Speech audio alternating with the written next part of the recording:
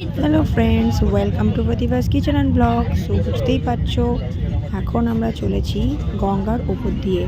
আর এইখান থেকে আমরা কিন্তু যাচ্ছি তারাপীঠের উদ্দেশ্যে। মানে এখন আমরা চলে যাব বীরভূম ডিস্ট্রিক্টে। আর এখন রয়েছি ট্রেনের মধ্যে। ট্রেন থেকে ভিউটা জাস্ট অসাম লাগছিল। এত সুন্দর গ্রিনারি যে আমার জাস্ট ভিডিও করতে ইচ্ছে করলো। এবং চলো যাওয়া যাক এবার সন্ধ্যা আরতিতে।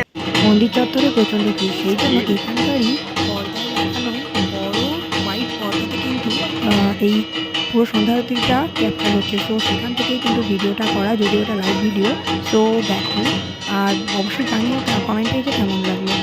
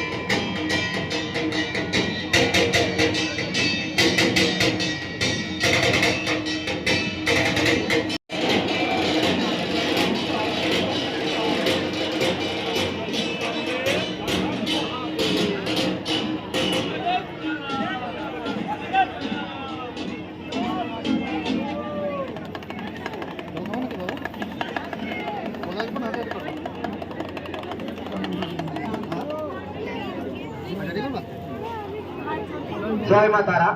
মায়ের সন্ধ্যা আরতি পরিসমাপ্তি ঘটলো। প্রত্যেকে নিজের নিজের মোবাইল, মানি ব্যাগ, দামি জিনিসপত্র সাবধানে রাখুন এবং সবসময় সতর্ক থাকুন। পকেট মার হইতে সাবধান।